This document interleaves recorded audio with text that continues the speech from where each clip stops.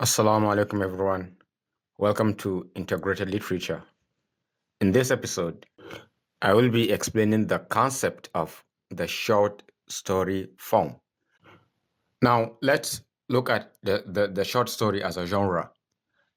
Short stories are not abbreviated or quick novels, e.g., a novella. A short story is not a novella and it's not a summary of a novel because the term is not novel but another form. So it's not like a novella or novelette. It's another form of prose fiction. It's not novel. So how is the short story different from the novel? Short stories usually compensate their differences from the novel with compression and clarity. They digress from the novel in terms of development and extensive data of the novel. The short story doesn't have much data, so it digresses from the novel in that aspect. Edgar Allan Poe said that short story achieve unity of effect or impression because they can be read in one sitting. So short stories have that effect of unity of impression um, because a single incident is developed. This is what Allan Poe meant by unity of effect or impression. A single event is developed. Also, some scholars argued that the pages of a short story should be 20 typed pages, or not exceeding 10,000 words. Some argued that 35,000 words is for a novelette or a novella. So short stories should be 20 pages, 10,000 words, or stories that can be read in one sitting. I am Mujtaba Sani Abubakar from the Department of English and Drama, Kaduna State University. V.S. Pritchett says that the novel tells everything, whereas the short story tends to tell us only one thing, but intensely, which means everything is in depth but concise. Novels that deal with characters' data, or rather, novels deal with characters' data, whereas short stories deal with characters' moment, not a character's development. So short stories don't have things like a round character and a flat character. Of course, there are main characters and there are minor characters, but those main characters in a short story cannot be called round characters because they don't develop. We only see their moment, different from a novel, which shows us a character's data and his development. Ernest Hemingway has this concept of tip of the iceberg. He says that a short story hints at a bulkier shape which is below, just like an iceberg, but it does not describe it. This will lead to disclosure when one is reading a short story. The short story is usually open-ended. It begins without a beginning. We could say something like that. The short story begins without a beginning and ends without an ending.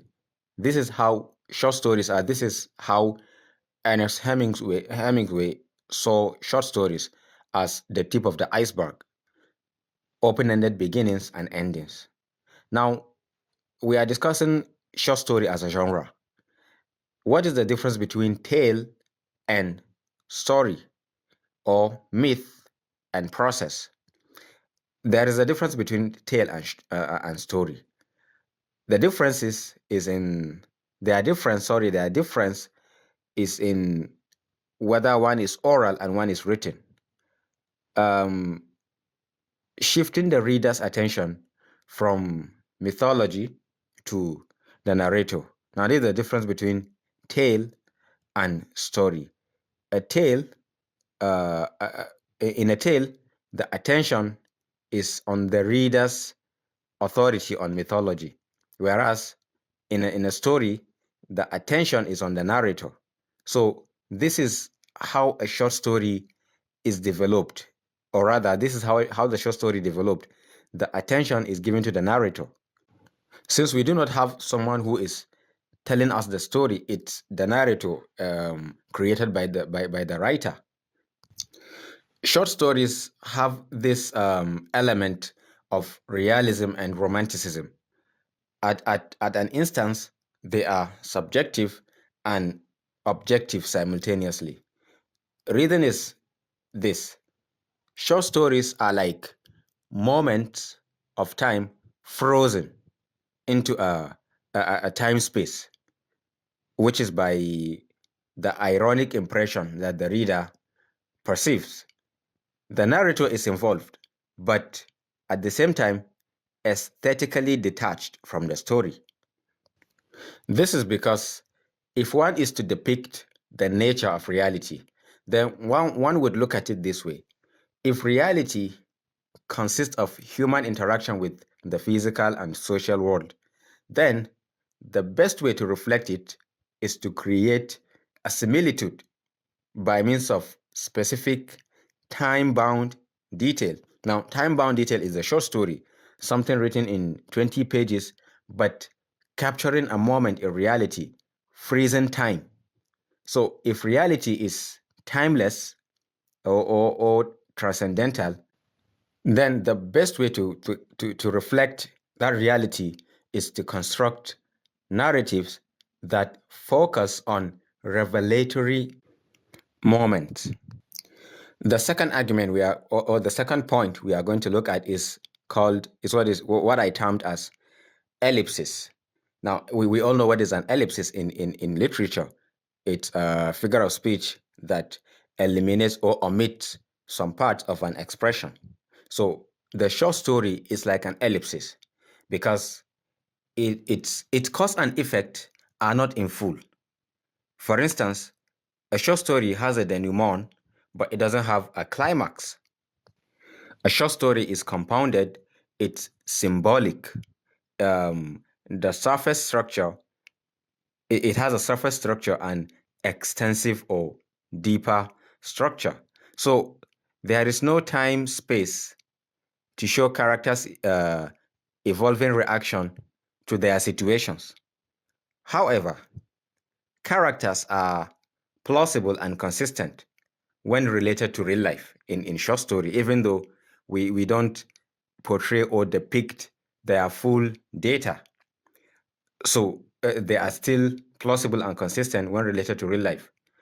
Also, characters are not judged on what we would do, but on what the character would do under such circumstance. So if a character is met with a circumstance, as a reader, you don't judge that character based on what you would do if it was you, but based on what that character would do under such circumstance. So a reader complements the reading of a short story. A short story is incomplete. It is the reader that complements the reading of a short story. So we'll move on to the third point. The third point is theme. How do you determine the theme of a short story? Now, in the olden ways or in the old ways of telling stories, theme is repetitive in order to reassure truth or universal truths. Whereas in the modern way of storytelling, it shows trials and tribulations of isolated characters. So the focus is more on the character and his setting. Here, a short story is unlike a novel, whereby a novel has a subject matter, and within that subject matter, there are several themes. In a short story, too, you can have several themes, but the difference is in the extent that a subject is treated. So the idea controlling the short story has to do with what the story is about, not the ideology that the story is projecting, not the ideological movement or historical movement, but what the story is about. It's about a character who is this, and that, who goes to this place and does this. So, this is the idea that controls the short story, what the story is about. So the question is now, how competent is the writer's sustaining of an idea?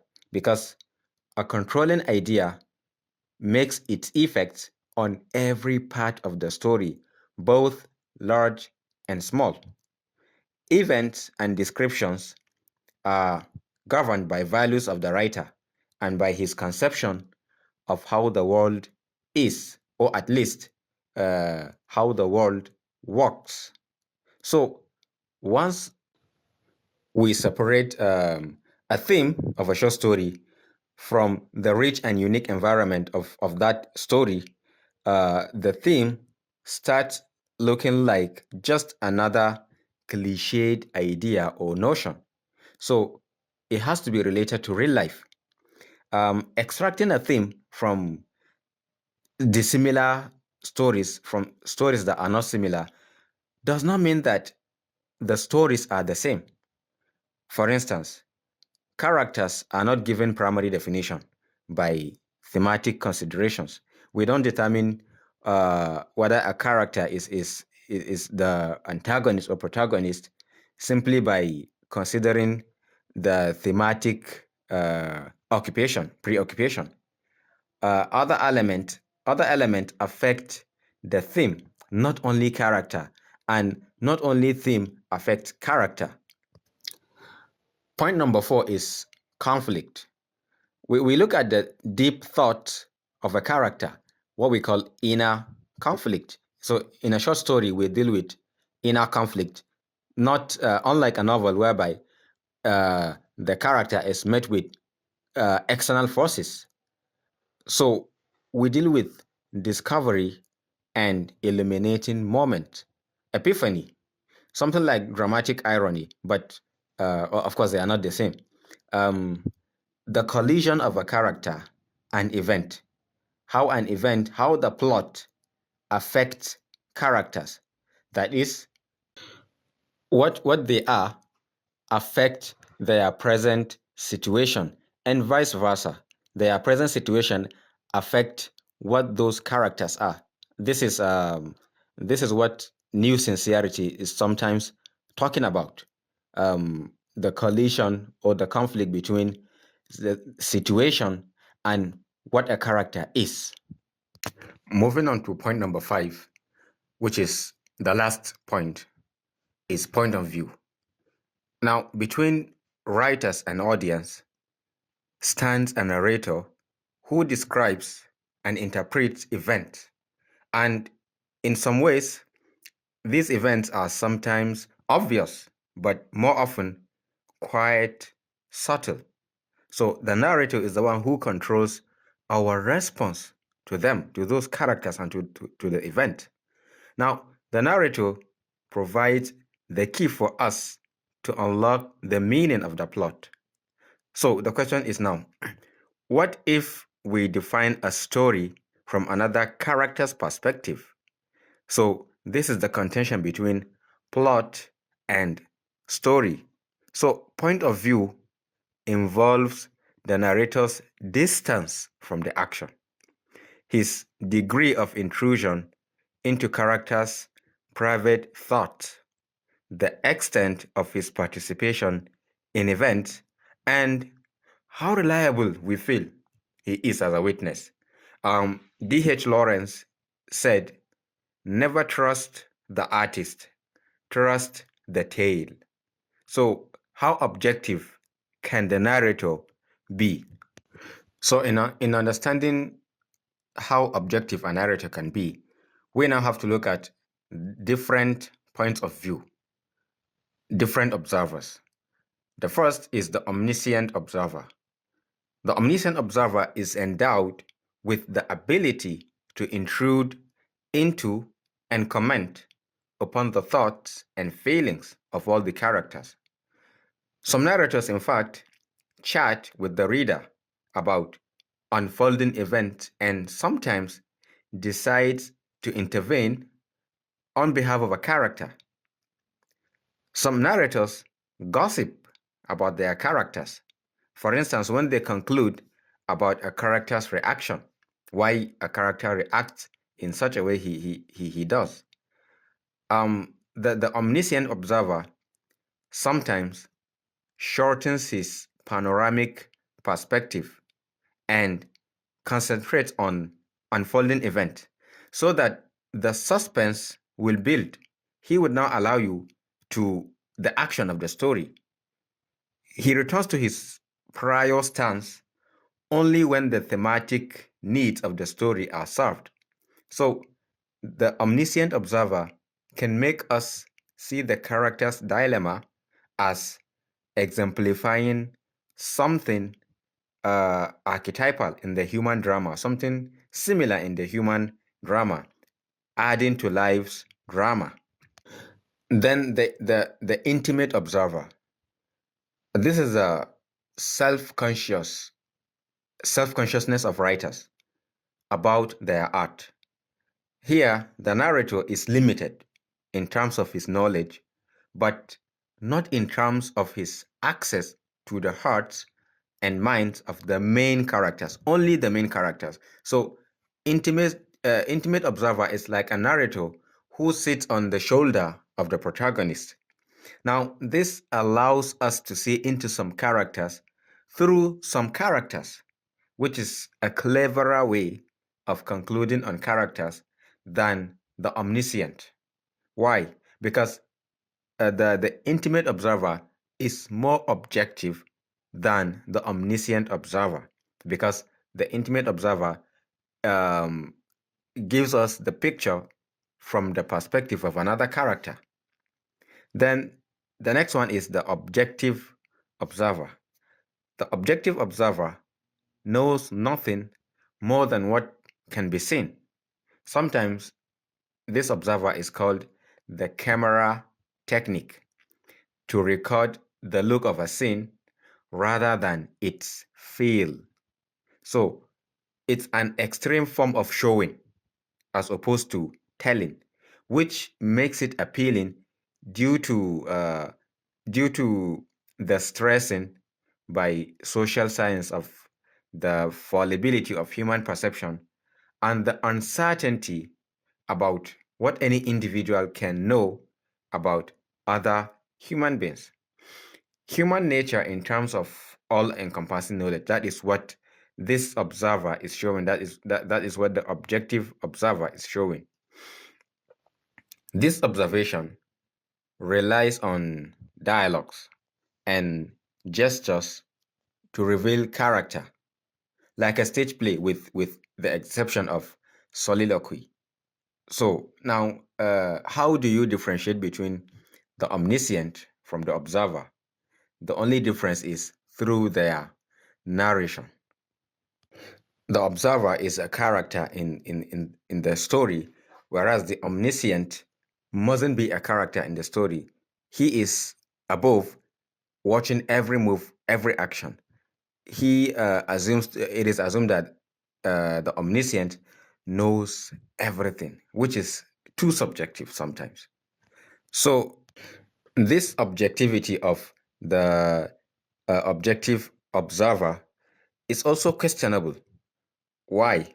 Even though it is unobtrusive, like a camera, it's also an act of judgment about what is important, because it eliminates some details and retains other details.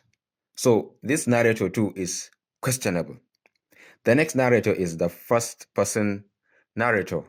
This is an I, letter I, whose personality is involved in the event. Usually, less biographical data is given about the narrator, and this is intentional so that there should be focus on elementary conflict. That is why less biographical data is given. The first person narrator is endowed with some defect. Readers observe and compensate for his defects by making their own judgment. Also, to confirm or to refute the reader's perspective as challenged by the text is why the first person narrator is sometimes used in order to confirm or refute the reader's perspective as the text challenges. This narrator sometimes gives the plot a double-edged quality. How? The plot not only involves events, but also the narrator's misinterpretation of their significance. So, the last point under this point of view, or rather, a point on its own, is voice, which is mannerism. Um, Voice is the writer's personal point of view, an element that serves as the indelible signature of an author. So, even if writers were all to write about the same plot from the same narrative point of view, not one of them could ever be confused with another because their voices are different, their personal points of view are different. So, a voice can be like a prism through which the light and colors of the world pass and become miraculous new shapes and hues. For instance, rainbow formation. It's a combination of rainfall and sunshine. When the sun hits the droplet of water, the light enters the droplet, reflects, deflects, and then come out with a new color. So this is how voice is. It's it's like a sieve through which items pass through. Some are retained, whereas the smaller elements fall off. So it can be a perfectly transparent glass whose presence is not noticed at all by the reader, but it's there. That is what voice is in short story. So this brings us to the end of this lecture. I hope that you are able to grasp something and that you apply the knowledge of this discussion in analyzing or interpreting short stories. Thank you all for listening. We'll meet next time. Thank you all.